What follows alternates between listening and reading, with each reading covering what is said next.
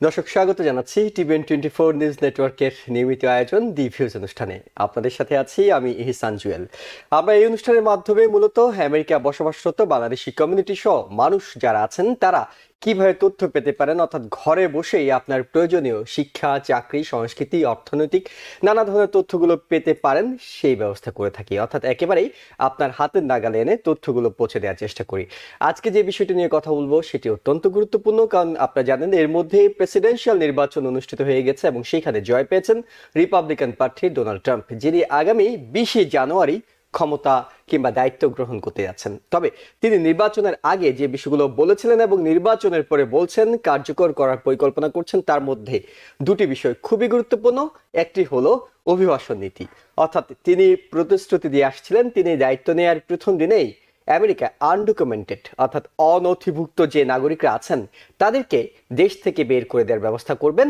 কিভাবে তিনি সেটি করবেন সেটি নিয়ে উদ্বেগ আছে এবং অন্যদিকে তিনি কথা বলছিলেন বাণিজ্য নীতি নিয়ে। তিনি আজকে এই ঘোষণা দিয়েছেন মেক্সিকো, কানাডা এবং চীনের উপর তিনি অতিরিক্ত ট্যারিফ আরোপ করবেন। এর মধ্যে কানাডা এবং মেক্সিকোর ব্যাপারে তিনি 25% ট্যারিফ আরোপের ঘোষণা দিয়েছেন। অন্যদিকে চীনের আগে যে ট্যারিফ ছিল তার চেয়ে আরো 10% বাড়ানোর ঘোষণা দিয়েছেন। তবে বাংলাদেশি কমিউনিটি সহ অন্যান্যদের দুশ্চিন্তার বিষয় যেটি সেটি হলো তিনি অভিবাসন নীতিটি কি পরিবর্তন আনতে যাচ্ছেন, কিভাবে তিনি আনডকুমেন্টেড ইমিগ্রেন্টদেরকে দেশ থেকে বের করে দেওয়ার পরিকল্পনা করছেন এবং সেই ক্ষেত্রে আপনি কিভাবে আইনি সহায়তা পেতে পারেন সেটি আমরা জানবো আজকের অনুষ্ঠানে। এবং দ্বিতীয় পর্বে আমরা চেষ্টা করব যারা হজ ওমরা করার পরিকল্পনা করছেন তারা কিভাবে সহায়তা পেতে পারেন এইসব বিষয় নিয়ে কথা বলতে আমাদের সাথে স্টুডিওতে আছেন বাংলা ট্রাভেলসের চেয়ারম্যান ও সিও প্যারালিগাল বেলাল হোসেন বেলাল। বেলাল ভাই, আপনাকে স্বাগত জানাচ্ছি আমাদের আলোচনায়। ধন্যবাদ জুয়েল ভাই আপনাকে আমন্ত্রণ করার জন্য। দর্শক, আপনারা যারা আমাদের এই আলোচনায় অংশ নিতে চান, আমাদের টেলিভিশনের স্ক্রিনে একটি নাম্বার আমরা দেখাচ্ছি, এই নাম্বারে টেলিফোন করে সরাসরি আমাদের কাছে প্রশ্ন করতে পারবেন। আমাদের বিশেষজ্ঞ অতিথি চেষ্টা করবেন আপনাদেরকে প্রশ্নগুলোর উত্তর খুঁজে দেওয়ার এবং একই সঙ্গে অনুষ্ঠানটি ফেসবুকে লাইভ স্ট্রিমিং হচ্ছে, সেখানেও কমেন্টসে গিয়ে আপনারা যে কোনো প্রশ্ন করতে পারবেন, মন্তব্য জানাতে পারবেন। আমরা চেষ্টা করব আপনার প্রশ্নের উত্তর খুঁজে পাওয়ার। সরাসরি আলোচনায় চলে যাচ্ছি। বেলাল ভাই, যেটি বড় দুশ্চিন্তার বিষয় সেটি হলো যে ট্রাম্প যদি আসেন তিনি আনডকুমেন্টেড যারা আছেন তাদেরকে বের করে দেওয়ার কথা বলছেন। পিউ রিসার্চ সেন্টার বলছে এই সংখ্যাটি 11 মিলিয়নের বেশি, অর্থাৎ বিপুল সংখ্যক মানুষ আছেন। তাদেরকে তিনি যে বের করে দেওয়ার পরিকল্পনাটি করছেন এটি কি সম্ভব হবে, কিংবা এখানে কোন কোন ধরনের আইনি ব্যবস্থাপনার মধ্য দিয়ে এটি যেতে পারে বলে আপনি মনে করছেন? ধন্যবাদ জুয়েল ভাই আপনাকে, ধন্যবাদ টিভিএনকে, টিভিএনের সকল দর্শককে। ইয়েস, আমরা সবাই শঙ্কা আছি জানুয়ারি 20-এর পরে কি হবে। ট্রাম্প প্রশাসন যতই তাড়াতাড়ি কিছু করবে, চাইলেই করা যাবে না। যদিও ওদের হাতে নথিভুক্ত বলছেন 11 মিলিয়ন, বাট সংখ্যা তার চেয়ে আরো অনেক বেশি। তারা বলছিল 15 মিলিয়ন। রাইট, সংখ্যাটা আরো বেশি। ট্রাম্প তার আগের ক্ষমতাকালীন সময়ে উনি কিন্তু খুব একটা কিছু করতে পারেন নাই। অনেকেই অনেক বড় বড় কথাই ছিল যে উনি হ্যান করেঙ্গা ত্যান করেঙ্গা, বাট ফাইনালি হয়তো কিছুদিন ওনার ছিল যে ইসলামিক কিছু কান্ট্রিগুলিতে ব্যান করা, পরে ফাইনালি ওটাকে ওনাকে স্টপ করতে হয়েছে। বাট উনি একটু করতে পারছেন যে বর্ডার করার জন্য। ইয়েস, সেটা দেশের মানুষ চাচ্ছে, বর্ডার প্রোটেকশন চাচ্ছে, করবে। বাট প্রেসিডেন্ট চাইলে করতে পারে। এক্সিকিউটিভ ক্ষমতা বলে উনি যেহেতু চিফ ইন কমান্ড, যদি উনি চান, ইয়েস ডেফিনেটলি উনি যদি চান কিছু করবেন, করতে পারেন। বাট এত বড় সংখ্যক মানুষকে খুব এক ধাক্কায় এক ঝাটকায় 15 মিলিয়ন অথবা তার বেশি মানুষকে বের করে দাও, I don't think so. US এর ওই ধরনের জনবল আছে, এগুলিকে ডিপ্লয়েড করা, এই মানুষদের ডাটা তৈরি করা, তাদেরকে রেডি করা। আপনি চাইলে তো পাঠিয়ে দিতে পারতেছেন, আজকে কাউকে ডিপোর্ট করতে পারবেন না। আপনি কোর্টে হাজির করতে হবে, কোর্টে যাওয়ার পর আপনার কেস ওই জায়গায় তুলতে হবে। এমন অনেক আছে 15 বছর, 20 বছর, ইভেন আমার জানা কেউ আছে 30 বছরের বেশি অ্যাসাইলাম করে। সামহাউ আনফরচুনেটলি ভাইয়ের হয়তো হয় নাই, এখন ওই ভদ্রলোকের এখন হয় নাই। বাট তারপরে প্রশাসন তো চাবি, যেহেতু তাদের নির্বাচন ইশতেহার ছিল। অ্যাকচুয়ালি ট্রাম্প প্রশাসন, আমি যা অনেকের সাথে আলাপ করার পরে বুঝতে পারি, এবার ইলেকশনে পাস করার মূল এজেন্ডাই ছিল কিন্তু ওনার ইমিগ্রেশন নিয়ে, বর্ডার নিয়ে। এবং তিনি বলছেন যে জনগণ তার পক্ষে রায় দিয়েছে, অর্থাৎ তিনি যেটি চাইছেন জনগণ সেটি চায় বলে তাকে ভোট দিয়েছে। আমি সেটাই আপনাকে বলতেছিলাম যে এবার ট্রাম্প প্রশাসনের জয়ের কারণটাই ছিল ইমিগ্রেশন। সেক্ষেত্রে টেকনিক্যাল কিছু সমস্যার কথা আপনি বলছিলেন যে জনবল, এই বিপুল সংখ্যক জনবল হিসেবে তিনি কাদেরকে বের করবেন, যখন বের করার জন্য ব্যবহার করবেন কাদেরকে? অন্যদিকে আর্থিক একটা বিষয় আছে যে প্রায় $100 বিলিয়ন মতো খরচ হতে পারে এই প্রজেক্টটা যদি তিনি হাতে নেন। কিন্তু এখন পর্যন্ত মেইন স্ট্রিম যে মিডিয়াগুলো বলছে, তারা বলছে ট্রাম্প তার প্রথম দিনে 5টি এক্সিকিউটিভ অর্ডার দেবেন। এই 5টি এক্সিকিউটিভ অর্ডারের মধ্যে অনেক বেশি গুরুত্ব পাচ্ছে, একেবারে 1 নম্বর প্রায়োরিটি হচ্ছে অবৈধ ইমিগ্রেন্টদেরকে বের করে দেওয়া। আপনার কথা শুনে মনে হচ্ছে উদ্বেগের কারণ আছে। উদ্বেগের কারণ যদি থাকে সেই ক্ষেত্রে তারা কি ধরনের আইনি ব্যবস্থা নেবে?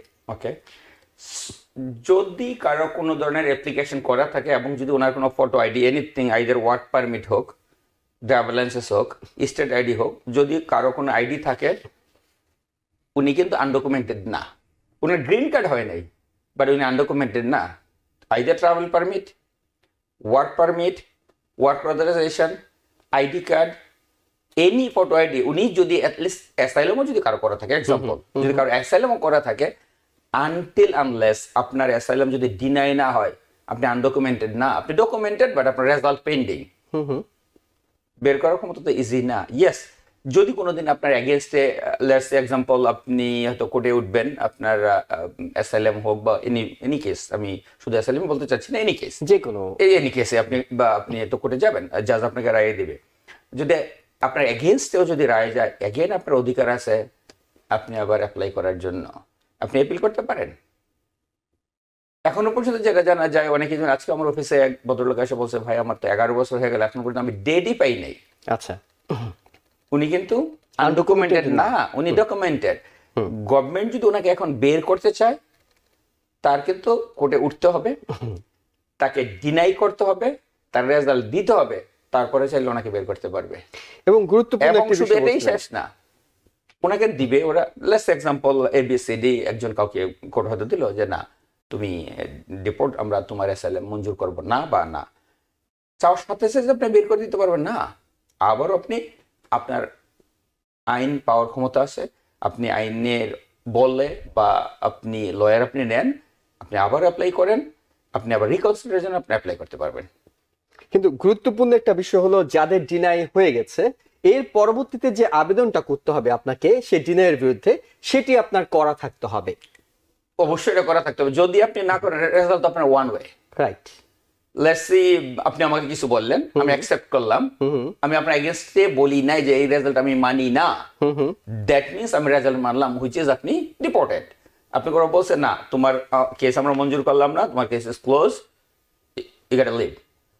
সো আপনি তার এগেইনস্টে আর আপনি অ্যাপ্লাই করেন নাই, দ্যাট মিন্স আপনি অ্যাকসেপ্টেড দিস রেজাল্ট। সো যদি আপনি অ্যাকসেপ্টেড না হন, যদি আপনি ইচ্ছা হয় আপনি দেশে থাকবেন, আপনি চান, অবশ্যই আপনাকে রিঅ্যাপ্লাই করতে হবে। জি, অর্থাৎ আপনাকে যে কোনো একটা আইনের প্রক্রিয়ার মধ্যে থাকতে হবে। একজন দর্শক আছেন টেলিফোনে। দর্শক, আপনার টেলিফোনটা নিতে চাই, আপনার পরিচয় দিয়ে প্রশ্নটি করুন। জি, আসসালামু আলাইকুম। আমার নাম এমডি নাহিদ হাসান, আমি ওজন পার্ক থেকে বলছিলাম। আমি একটু বেলায়েত ভাইয়ের কাছে একটা প্রশ্ন ছিল। আমি সবসময় কুয়েত এয়ারওয়েজে করে যাতায়াত করি, তো সাম্প্রতিক সময় শুনতে পাচ্ছি যে কুয়েত এয়ারওয়েজ তাদের জেএফকে টু ঢাকা এবং ঢাকা টু ফ্লাইটের সংখ্যাটা সম্ভবত কম অথবা এখন যাচ্ছে না। তো বেলায়েত ভাইয়ের কাছে আমার প্রশ্নটা এটাই ছিল, আমি একটু কুয়েত এয়ারওয়েজ সম্পর্কে জানতে চাচ্ছি, তারা কি নিয়মিত জেএফকে থেকে ফ্লাইট গুলা যাচ্ছেন, বা গেলেও সপ্তাহে কয়টা যাচ্ছেন, আর বাংলাদেশ থেকে আসতে ফ্লাইট গুলা কি ডিরেক্ট আসতেছে নাকি অন্য কোনো এয়ারলাইন্স এর ভায়া হয়ে আসতেছেন? যদি একটু বেলায়েত ভাই কাইন্ডলি বলতেন খুবই উপকার হতো। জি, আসসালামু আলাইকুম। অনেক ধন্যবাদ নাহিদ ভাই আপনাকে। কুয়েত এয়ারওয়েজ সম্পর্কে জানতে চেয়েছেন। হ্যাঁ, কুয়েত এয়ারলাইন্স আগে 7 ডেজ ফ্লাইট ছিল, এখন হচ্ছে আপনার 3 দিন, বাট 3 দিনের মধ্যে 2 দিন হচ্ছে ফুল অন টাইম আর 1 দিন হচ্ছে লং ফ্লাইটে। সো 2 দিন ফুল টাইম, আর ঢাকা থেকেও সেম থিং, 2 দিন আপনার regular connection which is like 2.5 ঘন্টার মতো, আর 1 দিন একটু লং কানেকশনে। যদি কারো ইমার্জেন্সি দরকার পড়ে, ওরা যদি কুয়েতের সাথে যোগাযোগ করে, যেদিন ওদের ফ্লাইট নেই, দেন ওরা অল্টারনেটিভ ডেতে আপনাকে অন্য ফ্লাইটে দিবে। যদি কেউ চায় যে আমি চাই না, আমাকে চেঞ্জ করে দাও, ওদের যদি পসিবিলিটি হয়, দেন ওরা হয়তো অন্য এয়ারলাইন্স আপনাকে দিবে আপনি রিকোয়েস্ট করলে। ইয়েস। দর্শক নিশ্চয়ই আপনার প্রশ্নের উত্তর পেয়েছেন। বেলায়েত ভাই, আপনার কাছে যেটি জানতে চাই সেটা হলো, আজকেই বিবিসি একটি নিউজ করেছে, তারা বলছে যেসব শিক্ষার্থীরা ইন্টারন্যাশনাল স্টুডেন্ট হিসেবে তারা আমেরিকা পড়াশোনা করছে, তারা যারা ছুটিতে দেশের বাইরে গিয়েছে, আমেরিকার বাইরে, তাদের ইউনিভার্সিটি থেকে তাদেরকে চিঠি পাঠানো হচ্ছে যে তোমরা দ্রুত 20 জানুয়ারি আগে দেশে প্রবেশ করো। অর্থাৎ তারা লিগালি আছে, পড়াশোনা করছে, তারা ওই নিজস্ব দেশে হয়তো ছুটিতে গেছে, কিন্তু তাদেরকে বলা হচ্ছে দ্রুত আমেরিকা চলে আসো, ইউনিভার্সিটি থেকে বলছে। তারা কোনো কারণ ব্যাখ্যা করছে না, কিন্তু তারা বিশ্লেষণ করে বিবিসি যেটি বলছে যে ট্রাম্প আগামীতে ক্ষমতা আসার পরে হয়তো বিভিন্ন দেশের উপর যদি ভ্রমণ নিষেধাজ্ঞা জারি করে, তখন এই স্টুডেন্ট যারা আছেন তারাও বিপাকে পড়তে পারেন। এই ধরনের কোনো ইনফরমেশন কি আপনাদের জানা আছে, কিংবা আসলে কি স্টুডেন্টদের এখন ঢুকে যাওয়া দরকার বলে আপনিও মনে করেন? Thank you. বিগিনিং থেকে সেটা আমি আপনাকে বলতেছিলাম, প্রেসিডেন্ট হচ্ছে আপনার সর্বময় ক্ষমতার অধিকারী, সুপার পাওয়ার। উনি যদি চায় যে আমি লেটস এক্সাম্পল এবিসিডি কোনো একটা কান্ট্রি আমরা পিক করতে পারি, আমি ওই কান্ট্রির উপরে ব্যান দিব, ট্রাভেলিং ব্যান, যেটা এক সময় ওনার প্রথম বেলায় ছিল ট্রাভেলিং ব্যান। ওই স্টুডেন্ট যেমন বন্ধ ছিল, ট্যুরিস্ট বন্ধ ছিল, even immigrant paper work everything close ছিল। সেজন্য ইউনিভার্সিটি চিন্তা, যদি চায় প্রেসিডেন্ট যে আমি কোনো কান্ট্রির উপরে ব্যান দিব, ওই কান্ট্রির স্টুডেন্ট এই দেশে আসে, সেটা বাংলাদেশ বলেন, ইন্ডিয়া বলেন, পাকিস্তান বলেন, চায়না বলেন, এনিথিং, যে কোনো একটা কান্ট্রি আমরা পিক করতে পারি। এক্সাম্পল যদি বাংলাদেশে আপনি মনে করেন, অথবা বাংলাদেশ আমি বলতে চাচ্ছি না, এনি কান্ট্রি যদি আমি পিক করি এবিসিডি, যদি প্রেসিডেন্ট চায় যে আমি এই কান্ট্রিকে ব্যান করব, ওই কান্ট্রির সাথে কিন্তু এই দেশের কোনো ধরনের ইমিগ্রেশন পেপার ওয়ার্কই থাকবে না, তখন তো এই স্টুডেন্ট আসতে পারবে না। এখন 20শে জানুয়ারি প্রেসিডেন্ট কি করবে সবার একটু শঙ্কার কারণে সেফ জোনে ওরা চাচ্ছে যে ভাই নো ম্যাটার হোয়াট তুমি 20 জানুয়ারির আগে চলে আসো, যদি প্রেসিডেন্ট কোনো ধরনের কোনো চেঞ্জ করতে চায় তুমি যেন ওই চেঞ্জের মধ্যে না পড়ো। That's the main reason. সেক্ষেত্রে আপনার সুপারিশ কি? আমরা এখানে ওদের নিউজে যেটি দেখতে পাচ্ছি, ইউনিভার্সিটি অফ কলোরাডো ডেনভারের একজন প্রফেসর তার শিক্ষার্থীদেরকে লিখেছেন যে চলে আসতে, এবং আরো বেশ কিছু ইউনিভার্সিটি অফ ম্যাসাচুসেটস এর কথা বলছে, তারা তাদের স্টুডেন্টদেরকে বলছে যে তোমরা বিভিন্ন দেশ, বাংলাদেশ না শুধুমাত্র, পৃথিবীর সব দেশের কথা বলছি। সেক্ষেত্রে আপনি কি পরামর্শ দেবেন যে তারা চলে আসাটা এখন সবচেয়ে বেটার একটা অপশন? শুধু তারা তো অবশ্যই তারা আসবে, এবং আরো আপনাকে আমি বিগিনিং থেকে ডেভেলপ করতেছিলাম, যাদের অনেকের হচ্ছে লাইক আপনার গ্রিন কার্ড হয়ে গেছে, এখন আপনার হয়তো পাসপোর্ট নেওয়ার টাইম হয়ে গেছে, আপনি চিন্তা করতেছেন যে কবে করব, আজকে করব, কালকে করব, দ্রুত তারাও অ্যাপ্লাই করবেন। কোনো কারণে যদি প্রেসিডেন্ট চেঞ্জ করতে চায়, আপনি যেন ডেডলাইনের আগে আপনার অ্যাপ্লিকেশনটা হয়ে যায়। ইভেন পাসপোর্ট নেওয়ার ক্ষেত্রেও যাদের গ্রিন কার্ড থেকে পাসপোর্টে যাবেন, অবশ্যই ওনারাও যদি চান, আপনার টাইম হয়েছে, আপনি সামও করতেছেন না, আজকে করবো, কালকে করবো, 1 মাস পরে করবো, 2 মাস পরে করবো, ওনারা যেন দেরি না করেন, বিলম্ব না করেন, ওনারা যেন তাদের পাসপোর্ট থেকে গ্রিন কার্ডে যাদের সময় হয়ে যাচ্ছে, ওনারা যেন পাসপোর্টের জন্য অ্যাপ্লাই করেন। অবশ্যই চলে আসবেন। 20শে জানুয়ারির পরে কি হবে আমরা কেউ জানি না, বাট ডেফিনেটলি একটা বড় ধরনের চেঞ্জ আসবে, ওটা আমরা সবাই জানি। আমরা জানি যে আপনি এই অনুষ্ঠানে বারবার বলেন গ্রিন কার্ড হোল্ডার যারা, তারা যাতে কোনোভাবে 6 মাসের বেশি দেশে স্টে না করে। এখন যারা গ্রিন কার্ড নিয়ে 6 মাসের জন্য বাংলাদেশ সহ বিভিন্ন দেশে গেছে, তাদের ক্ষেত্রে তো কোনো আশঙ্কা নেই? 6 মাসের বেশি থাকবে না, ওই রকম নিষেধ নাই, অনুমতি ছাড়া থাকবে, রাইট না। যদি লেটস সে আপনি 6 মাস, 7 মাস, 8 মাস থাকতে চান, ইয়েস আপনি থাকতে পারেন। আমাদের কোশ্চেন ছিল যখন আপনি নাগরিকত্বের জন্য অ্যাপ্লাই করবেন, গ্রিন কার্ড থেকে আপনি পাসপোর্টের জন্য অ্যাপ্লাই করবেন, যদি আপনি কোনো ইয়ারে মোর দেন 6 মান্থ থাকেন, তখন আপনার এই টাইমটা বাদ যাবে, আবার নতুন করে আপনার ইয়ার শুরু হবে। সেজন্য আমরা রিকোয়েস্ট করি যেন লেস দেন 6 মান্থ থাকেন। কারো যদি ওরকম চিন্তা না থাকে যে ভাই আমি হয়তো ইন ফিউচারে যখন চাই আমি সিটিজেনশিপ নেব, তার পার্সোনাল চয়েস। বাট যদি কেউ দ্রুত সিটিজেনশিপ রাখতে চান বা সিটিজেনশিপ করবেন হবেন, ওনাদের উচিত হবে লেস দেন 6 মান্থ যেন স্টে করে ইচ জার্নি। ওকে, কিন্তু যারা গ্রিন কার্ড নিয়ে গেছেন তাদের আতঙ্কিত হওয়ার কিছু নেই? না, তাদের আতঙ্কিত হওয়ার কিছু নেই। রেগুলার যে আসা যাওয়া গুলো, সেগুলো চলার ক্ষেত্রে স্বাভাবিক থাকবে। নতুনের ক্ষেত্রে কিছু চেঞ্জ হয়তো আসবে, বাট যাদের গ্রিন কার্ড আছে তাদের ভয় পাওয়ার কোনো কারণ নেই। কোনো কারণ নেই। একজন দর্শক আছেন টেলিফোনে। দর্শক, আপনার পরিচয় দিয়ে নামটি জানিয়ে প্রশ্নটি করুন। হ্যালো, আসসালামু আলাইকুম। আমি আটলান্টা থেকে আহমদ বলছি। জি আহমদ, আমার আপনার দুইটা প্রশ্ন আছে। একটা হইলো আপনার, আমার ওয়ার্ক পারমিটের গত আগস্টে আপনার ডেট এক্সপায়ার হয়েছে। এখন আমি আপনার আমার ওয়ার্ক পারমিটের সাথে ড্রাইভিং লাইসেন্স এক্সপায়ার হয়ে গেছে। তো আমি গেছিলাম আপনার যে অ্যাপ্রুভাল, যে সময় আমি অ্যাপ্লাই করছিলাম ওই ওয়ার্ক পারমিটের জন্য, ওই অ্যাপ্রুভাল লেটার একটা নিয়ে গেছিলাম। আমার লয়ারে বলছিল যে ওইটা নিয়ে তুমি ডিএমপি অফিসে যাও, গেলে ওরা তোমার 1 বছর 2 বছরে একটা দিয়ে দিব, টেম্পোরারি আর একটা লাইসেন্স বানিয়ে দিব। তো আমি গেছিলাম, আপনার ওরা দিছে 1.5 বছরের একটা লাইসেন্স বানিয়ে দিছে আবার আমাকে লাইসেন্স অফিস থেকে। তো এখন আমার ওয়ার্ক পারমিট এখনো আসে নাই, প্রায় 1 বছর উঠে যাচ্ছে। 1 বছরের উপরে হয়ে গেছে। আপনি আগস্টে বলছিলেন আপনার মেয়াদ শেষ হয়েছে। মেয়াদ শেষ হয়েছে। আমি অ্যাপ্লাই করছি গত বছরের 6 মাস আগে, আপনার এক্সপায়ার হওয়ার 6 মাস আগে আমি অ্যাপ্লাই করছিলাম। আচ্ছা, প্রায় 1 বছর কথা রয়েছে, 8-9 মাস মনে হয়। 8-9 মাস, জি 8-9 মাস হয়েছে সেক্ষেত্রে। হ্যাঁ।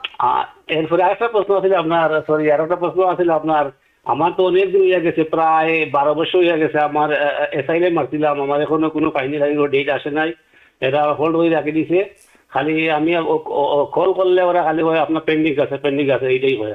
এরপরে মানে জানি না কবে ডেট আসবে।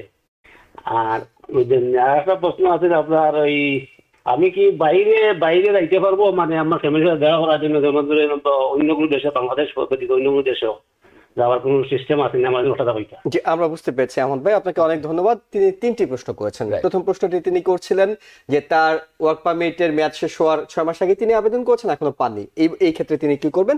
দ্বিতীয় প্রশ্নটি ছিল তার প্রায় 12 বছর হয়ে গেছে কিন্তু এখনো তিনি কোনো ডাক পাননি। তৃতীয় প্রশ্নটি তিনি দেশের বাইরে যেতে পারবেন কিনা। থ্যাংক ইউ আহমেদ ভাই। যদি আমি তৃতীয় থেকে শুরু করতে চাই, ওনার আশার আলো যেটা আছে, ইয়েস, আপনি যদি চান আপনি ট্রাভেল পারমিটের জন্য আপনি অ্যাপ্লাই করবেন, ওরা আপনার ট্রাভেল পারমিট দিলে আপনি অবশ্যই ট্রাভেল করতে পারবেন। বাট অবশ্যই যেহেতু আপনার অ্যাসাইলাম আছে, আপনি বাংলাদেশ ছাড়া অন্য দেশে যাওয়ার চেষ্টা করবেন, সেটা ইন্ডিয়া হোক, নেপাল হোক, আশেপাশে যে সমস্ত কান্ট্রিগুলি আপনার ফ্যামিলি মেম্বার যে জায়গায় ইজিতে আসতে পারবে ওই জায়গায় হয়তো আপনি যাবেন। ওদের জন্য সাশ্রয় হবে, আপনার জন্য সাশ্রয়ী হবে। আর ওয়ার্ক পারমিট, আপনার যে আরেকটা কোশ্চেন ছিল যে ওয়ার্ক পারমিট এখনো আসে নাই, আপনার অগাস্টে এক্সপায়ার হয়ে গেছে। আগে আপনি যেটা করছেন ইএসএস অ্যাপ্লিকেশন, বাট প্রসেস শুরু হবে অগাস্টের পর থেকে। সো আমি যতটুকু মনে করি ইয়েস, আপনার প্রসেসিং আছে, ইনশাল্লাহ এনি টাইম আসবে। আপনি uscis.gov ওই জায়গায় গিয়ে আপনি অ্যাকাউন্ট করবেন, ওরা আপনাকে অটোমেটিকলি আপডেট দিবে। আপনি যদি ওদেরকে ইমেল করেন ওরা আপনাকে রিপ্লাই করবে।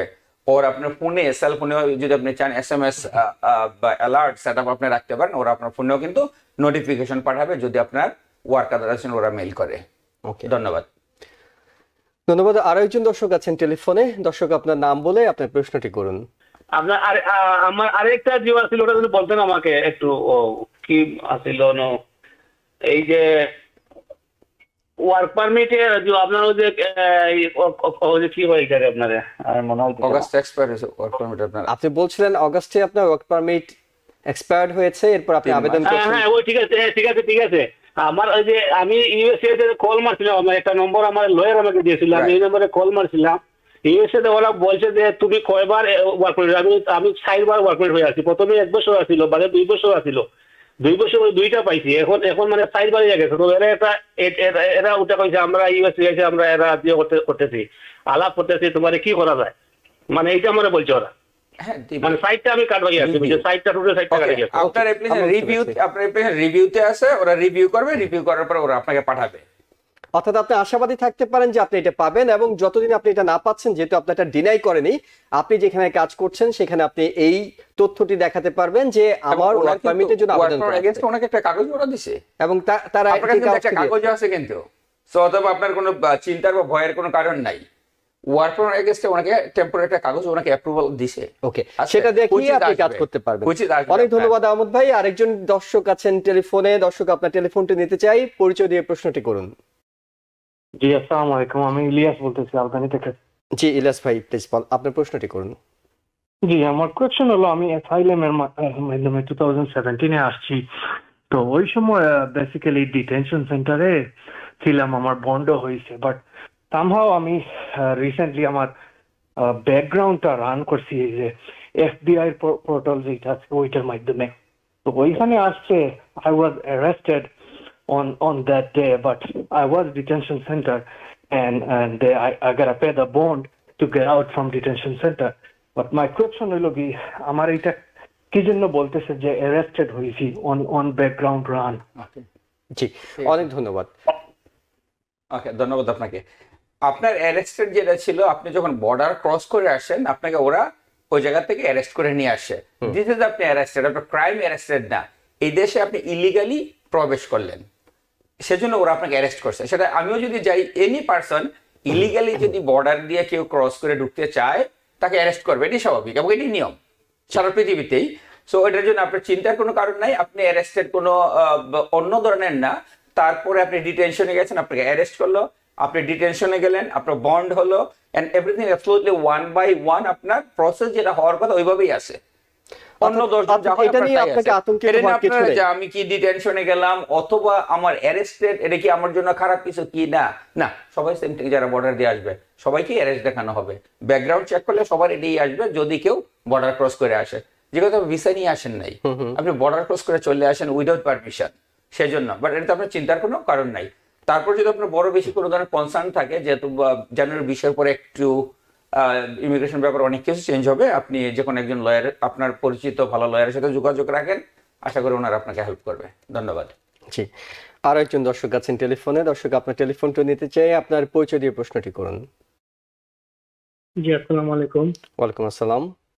জি, আমি হোসেন বলছিলাম ব্রঞ্জ থেকে। জি হাসান ভাই। আমার একটা প্রশ্ন হচ্ছে যে আমার ছেলের জন্য অ্যাপ্লাই করছিলাম, তো I-130 অ্যাপ্রুভ হয়েছে। তো তারপরে এখন I-824 পরে আবার এটা অ্যাপ্লাই করছি আপনার ফেব্রুয়ারি 15 তারিখে। এখন পর্যন্ত এটা অ্যাপ্রুভ হয় না, কিন্তু আমি গুগলে সার্চ করে দেখলাম এটা 3 থেকে 6 মাস লাগে, অলরেডি 9 মাস হয়ে গেছে। এটা আর কতদিন লাগতে পারে I-824? আর সেকেন্ড কোশ্চেন হচ্ছে আমার আপনার কন্ডিশনাল গ্রিন কার্ড, তো এটা আমার এক্সপায়ার হবে আপনার যে 2025 জানুয়ারিতে। তো এখন আমি যখন এটা অ্যাপ্লাই করব তখন কি এরা আমাকে 10 ইয়ার্স গ্রিন কার্ড পাঠাবে নাকি আমাকে তারা কোনো রিসিভ নোটিশ পাঠাবে? এই দুটো আমার প্রশ্ন। জি, ধন্যবাদ। প্রথম কোশ্চেন ছিল ওনার ছেলের জন্য। ওটারও প্রসেসিং উনি যেভাবে যা করছেন এভরিথিং ইজ পারফেক্ট। আমরা সবাই জানি ইমিগ্রেশন সবকিছু একটু ব্যাকলগে আছে। ইন জেনারেল যেটা আপনার 3 to 4 মান্থ লাগে, কারো কারো কিন্তু আবার 1 মান্থে হয়। বাট যদি কোনো কারণে কারো অ্যাপ্লিকেশন ওদের কোনো আন্ডার রিভিউতে যায়, ওই জটটা খুব একটা সহজে খুলে না। আচ্ছা, তার মানে এটা অনেক লম্বা সময় লাগবে। কারো কারো কারো কারো হয়, সবার না, কারো কারো হয়। লেটস সি সাম রিজন ওরা যদি মনে করে যে এটা আমি আরো একটু যাচাই বাছাই করতে চাই, দ্যাট টাইম কারোটা ডিলে হতে পারে। আদারওয়াইজ কারোটা কিন্তু অন টাইমই হচ্ছে 3 to 6 মান্থ। ইভেন আমরা যাদের গ্রিন কার্ড রিনিউয়ালের জন্য অ্যাপ্লাই করি, অনেক সময় যেটা হয় আমরা বলে দিই 90 ডেজ, চলে আসে 30 ডেজ। আচ্ছা, এটাও হচ্ছে কিছুটা ইমপ্রুভ, বাট স্টিল ওরা যদি কাউকে কোনো ধরনের পেপার ওয়ার্কে হোক ওর এনি রিজনে যদি ওরা সাসপেন্সের চিন্তা করে, ওই ফাইলটাকে ওরা হোল্ড করে, রিভিউ করে। লেটস সি ABCD একজনে জব করবে, সে হয়তো ফাইলটা কমপ্লিট করবে না, সে তার সুপারভাইজার বা কারোর জন্য রাখবে, আনটিল আনলেস সুপারভাইজার ওই ফাইলটা যদি আবার রিভিউ ডান না করে, ওই ফাইলটা রিলিজ হচ্ছে না। তো হয়তো এমনও হয় কারো কারো ক্ষেত্রে, সেজন্য হয়তো হতে পারে, বাট ইনশাল্লাহ হবে আপনারটা। আর সেকেন্ড কোশ্চেন ওনার ছিল গ্রিন কার্ড ওনার এক্সপায়ার হয়ে যাবে আগামী বছর। জি, যেহেতু আগামী বছর আপনার হবে, অবশ্যই আপনি অ্যাজ সুন অ্যাজ পসিবল করবেন। আপনার ওয়ারিডের কিছু নাই, বাট যদি আপনি ট্রাভেল করেন, যেহেতু ইমিগ্রেশন একটু দিলে সময় লাগতে পারে, সেজন্য আগে করা ভালো। যদি রিসেন্টলি ওনার কোনো কারণে ফিঙ্গারপ্রিন্ট দেওয়া থাকে, তাহলে আপনার 30 to 60 ডেজের মধ্যে গ্রিন কার্ড আসবে। আর যদি রিসেন্টলি ফিঙ্গারপ্রিন্ট না দেওয়া থাকে, তাহলে হয়তো একটু সময় লাগতে পারে, 3 to 6 মান্থ লাগতে পারে। একটু সময় লাগতে পারে, 3 to 6 মান্থ লাগতে পারে আপনার গ্রিন কার্ড রিনিউ করার জন্য। বাট বেটার আগে করা। কোনো রিজনে যদি আপনার দেশে যেতে হয়, কোনো কারণে যদি আপনি দেশের বাইরে মুভমেন্ট করতে হয়, গ্রিন কার্ড যদি আপনার আপ টু ডেট না থাকে, তাহলে আপনার জন্য একটু কষ্টকর হবে। ধন্যবাদ। ধন্যবাদ দর্শক আপনাকে, এবং আপনারা যারা শুনছিলেন, আমরা আরো আলোচনা অব্যাহত রাখবো গ্রিন কার্ড। এবং আরেকজন দর্শক আছেন টেলিফোনের মধ্যে, আমরা তার টেলিফোনটি নিয়ে একটা ছোট বিজ্ঞাপন বিরতিতে যাব। দর্শক, আপনার প্রশ্নটি করুন।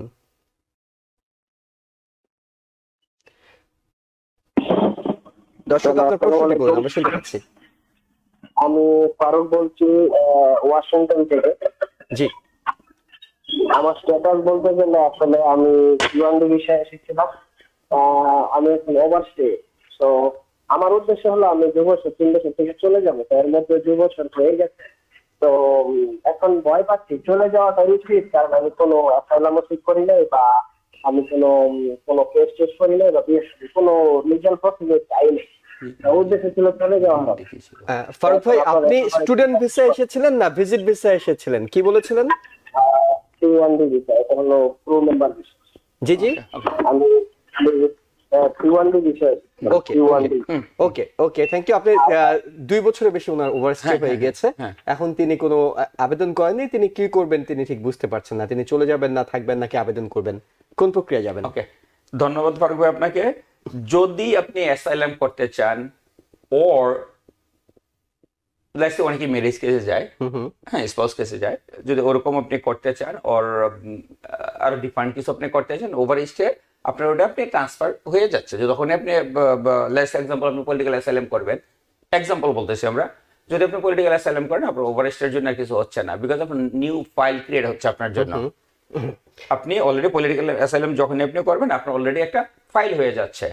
আর আপনার সেকেন্ড কোশ্চেন ছিল আমি দেশে যাব কিনা, নিতান্ত আপনার পার্সোনাল চিন্তা ভাবনা যে আপনার কোনটার জন্য ভালো, আপনি চিন্তা করে করবেন যে আপনি থাকবেন কি আপনি দেশে যাবেন। যদি এই দেশে থাকেন আমরা বলবো যারা আমরা এই ব্যাপারে একটু কাজ করি, অবশ্যই আপনি কোনো না কোনো একটা ডকুমেন্টের আন্ডারে যাবেন। 20 জানুয়ারির পর থেকে অনেক কিছু চেঞ্জ হবে এই দেশে, আপনার উচিত হবে as soon as possible যদি থাকেন আপনি পলিটিক্যাল অ্যাসাইলাম করেন, আপনি ম্যারেজ কেসে যান, অন্য কোনো কেসে অ্যাপ্লাই করেন, কোনো না কোনো একটার মধ্যে আপনি করেন এবং আপনি ডকুমেন্টেড হন, কোনো একটা পেপার ওয়ার্ক আপনি তৈরি করেন।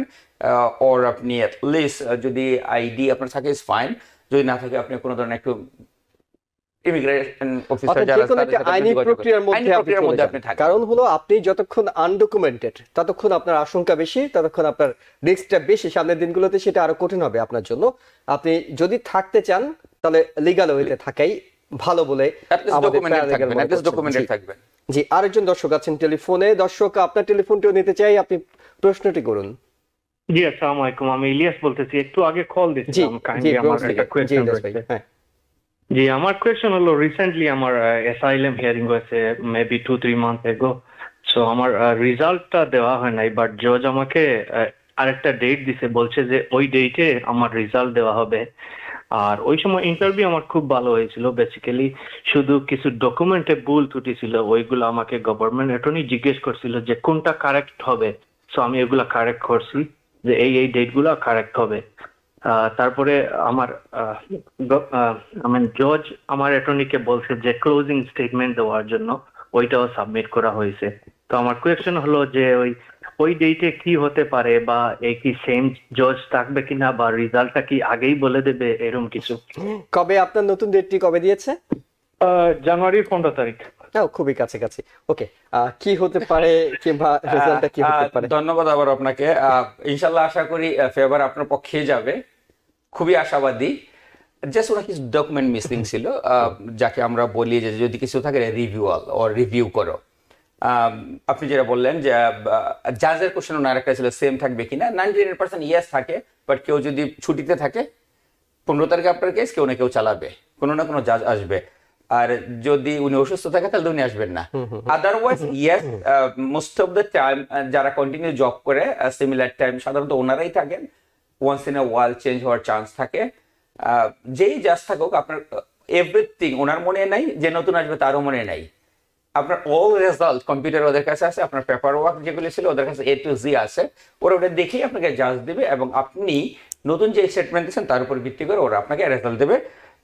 হোপ ফর দ্য বেস্ট, আশা করি ইনশাল্লাহ আপনার ভালো রেজাল্ট আসবে, পক্ষে আসবে। দর্শক যারা দেখছেন, আমরা ছোট্ট একটা বিরতিতে যেতে চাই, ফিরছি শীঘ্রই, আমাদের সঙ্গে থাকুন। দর্শক আবারও স্বাগত জানাচ্ছি দি ভিউজ অনুষ্ঠানে, আপনাদের সাথে আছি আমি ইহসান জুয়েল। আমাদের বিশেষজ্ঞ অতিথি হিসেবে আছেন বাংলা ট্রাভেলসের প্রেসিডেন্ট ও সিও প্যারালিগাল বেলায়েত হোসেন বেলাল। বেলাল ভাই, আপনাকে আবারও স্বাগত জানাচ্ছি। আমরা হজের বিষয়ে কিছু তথ্য দেব বলে দর্শকদের জানিয়েছিলাম শুরুতেই একদম। হজের রেজিস্ট্রেশন কবে শুরু হচ্ছে, কতদিন চলবে এবং হজের জন্য কিভাবে প্রস্তুতি নেওয়া দরকার বলে আপনি মনে করছেন? ধন্যবাদ জুয়েল ভাই আপনাকে। হজের রেজিস্ট্রেশন অলমোস্ট আপনার নভেম্বর শুরু থেকেই শুরু হয়ে গেছে, হয়েছে আজকে প্রায় 20-25 দিন হয়ে গেল, চলবে 31 জানুয়ারি পর্যন্ত। Again first come first serve, যত আগে আপনি রেজিস্ট্রেশন করবেন তত আগে আপনার মানে ওরা লটারি করে, মানে কতজন নিবে কোন কোন কান্ট্রি থেকে, Bangladesh, India, Pakistan, Canada, USA, বিভিন্ন দেশের জন্য, হোল ওয়ার্ল্ডের জন্য ওদের একটা মোটামুটি একটা ক্যাটাগরি থাকে যে কোন কান্ট্রি থেকে ওরা কতজন হজ নিবে, হজের লোক নিবে। তো সেজন্য আমেরিকার একটা কোটা থাকে। তো উচিত হবে যারা নিয়ত করছেন হজে যাবেন অবশ্যই as soon as possible রেজিস্ট্রেশনটা কমপ্লিট করেন। আর এই বছর রেজিস্ট্রেশনটা আমরা করে দিচ্ছি ফ্রিতে। যদি কারো কোনো ধরনের হেল্প লাগে, আপনার পিকচার ডাউনলোড করা, প্যাকেজ চুজ করা, আপনি কোন ডেটে যেতে চান, কতদিনের প্যাকেজ আপনি থাকতে চান, নুসুকের আন্ডারে আমি রেস্ট্রিক্টকৃত, সেই হিসাবে আমি হেল্প করতে পারবো আপনাকে, আপনার যে ধরনের সার্ভিস লাগবে। হজের প্যাকেজ যেগুলি সাধারণত এবার হজ যাত্রীরা যেগুলি যাবে সম্ভবত মোস্ট লাইকলি হজ হচ্ছে 7, 8, 9, 10 এর মধ্যে। প্যাকেজগুলি হবে সেটা হচ্ছে আপনার স্ট্যান্ডার্ড প্যাকেজ থাকবে, প্রিমিয়াম প্যাকেজ থাকবে, লাক্সারি প্যাকেজ থাকবে। স্ট্যান্ডার্ড প্যাকেজ, লাক্সারি প্যাকেজ আর প্রিমিয়াম তিনোটার মধ্যে সেমই থাকবে। 3 ধরনের গ্রুপ হবে, সেটা আপনার 13 দিনের জন্য আপনি যেতে পারেন, 17 দিন যেতে পারেন, আপনি 21 দিন যেতে পারেন। স্ট্যান্ডার্ড প্যাকেজ সাধারণত আপনার 8,600 মোস্ট লাইকলি ওরা শুরু করবে। প্যাকেজের মধ্যে প্রত্যেকটাই ট্রান্সপোর্টেশন এভরিথিং ওদের আন্ডারে থাকবে, সৌদি হজ মিনিস্ট্রির আন্ডারেই থাকবেন সবাই। প্রিমিয়াম 12,000 দিয়ে স্টার্টিং, হ্যাঁ প্রিমিয়াম হবে 12,000 দিয়ে স্টার্টিং। প্রিমিয়াম হচ্ছে 5 স্টার, যারা প্রিমিয়াম যাবেন তারা 5 স্টারে যাবেন, লাক্সারি হচ্ছে সুপার 5 স্টার। অলওয়েজ ট্রান্সপোর্ট থাকবে, 5 স্টার প্রিমিয়াম লাক্সারি দুইটা থাকবে। লাক্সারিগুলি যেটা হবে সেটা হবে একদম উইদিন 0 কিলোমিটার মধ্যে, একদম মক্কার আশেপাশে। আর প্রিমিয়ামটা মেবি একটু দূরে পড়বে, তাদের হোটেলগুলো 5 স্টার থাকবে বাট একটু দূরে পড়বে। Standard 3 star to 4 star. জি, অনেক ধন্যবাদ আপনাকে। একজন দর্শক আছেন টেলিফোনে, অনেকক্ষণ অপেক্ষা করছেন, আপনার টেলিফোনটি নিতে চাই। জি আপনি প্রশ্নটি করুন। জি জি, আসসালামু আলাইকুম। যে আমি একটু আগে কল করেছিলাম, তো আমার প্রশ্ন ছিল যে আমার গ্রিন কার্ডটা রিনিউয়াল করবো, আমার কন্ডিশন হচ্ছে এটা তো জানুয়ারি 25-এ। তো এটা কি তারা কি আমাকে গ্রিন কার্ড পাঠাবে নাকি আমাকে তারা কোনো পেপার সেই ধরনের কোনো কিছু অথরাইজেশন করবে? এটা আমার জানা। অনেক ধন্যবাদ। ধন্যবাদ। আপনি অ্যাপ্লাই করবেন নতুন গ্রিন কার্ডের জন্য।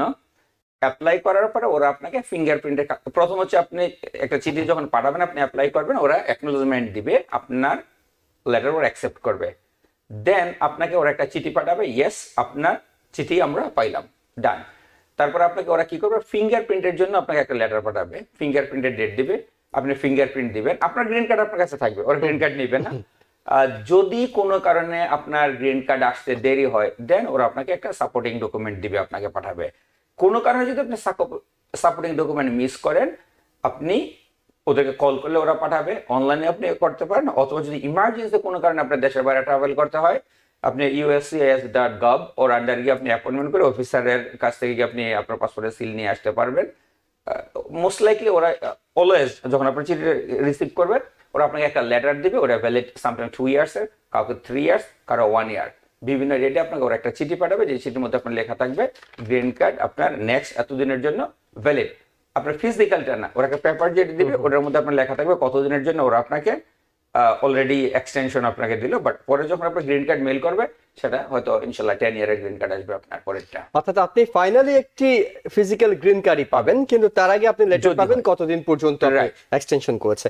আরো দুটো প্রশ্ন আমরা ফেসবুক থেকে নিতে চাই। হাসান রাজু তিনি প্রশ্ন করেছেন, দয়া করে জানতে পারি অ্যাসাইলাম গ্র্যান্টেড হলে কি ওয়ার্ক পারমিট রিনিউ করা লাগবে?